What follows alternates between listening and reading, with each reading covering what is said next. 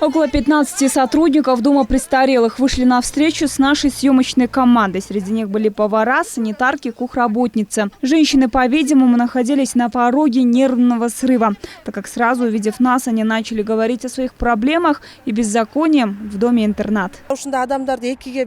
Я тут работаю чуть больше полугода, но тут я чувствую настоящую тиранию со стороны начальника отдела кадров, которая составляет для всех график работы. Я устраивалась на работу с условием, что работаю одни сутки и 2 сутки я свободна. Однако уже как неделю мне говорят, что буду работать каждый день. Наши графики постоянно меняются. Каждый день нас проверяют, проводят обход, не знают, к чему придраться.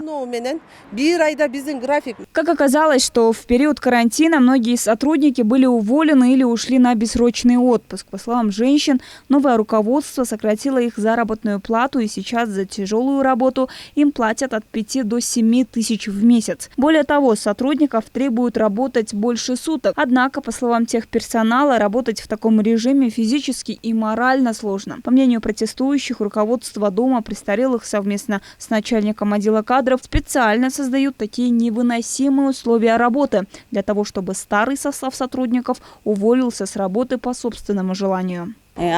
Сейчас многие повара уволились либо на больничном. Вместо 7 сотрудников на кухне работают лишь 3. Раньше я получала 8 тысяч, однако сейчас получаю 6. Этого ни на что не хватает. Права наших санитарок, поваров не соблюдаются. Работы много, а денег очень мало.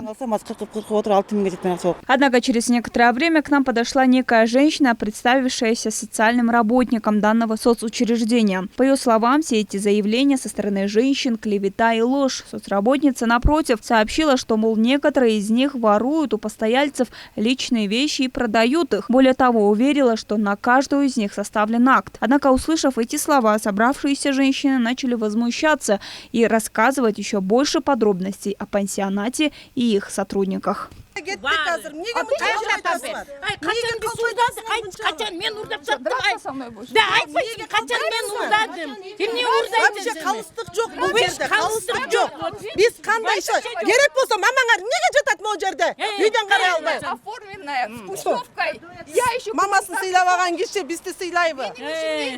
Когда они стали жаловаться, что им трудно работать, хорошо, мы сокращаем ваши 0,25 и дополнительные ставки, набираем на эту ставку положенных людей. Что они делают? Мы, значит, отдел кадров звонит во все 4 центра трудоустройства по городу Бишкек.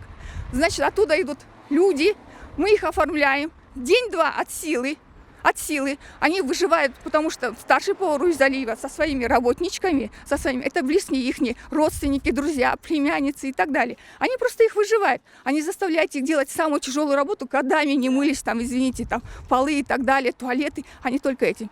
Через некоторое время после завершения скандала у Дома престарелых к нам подошла женщина по имени Назира Кадралиева. Она рассказала, что проработала в пансионате медсестрой более 15 лет. Однако с недавних времен была незаконно уволена с работы. Кадралиева добавила, что на данный момент условия в Доме престарелых стали еще хуже. Постояльцы не доедают, носят до сих пор зимние вещи и относятся к ним не самым лучшим образом. По мнению женщины, директор Дома престарелых в лице Адильбека Кузубаева не имеет морального права занимать должность. Кузубаев руководит около года, и за это время он уволил около 15 сотрудников. Не реагирует на наши замечания. Было избиение инвалида, но не было никакой реакции. Собрал здесь в пансионате своих родственников. Директор просто обнаглел, ищет на нас компромат постоянно. Отметим, что это не первый скандал, разразившийся вокруг городского дома престарелых. Ранее одна из сотрудниц учреждения в заявлении, поданном в прокуратуру, указала, что Адильбек Кузубаев оскорбляет работников, бьет пациентов с инвалидностью, нуждающихся в услугах врачей и тренеров. Более того, сотрудники пансионата также утверждали, что гуманитарная помощь после поступления распределяется не по назначению. Айдан Атбеков, Алтынбек Саакиев, Нью ТВ.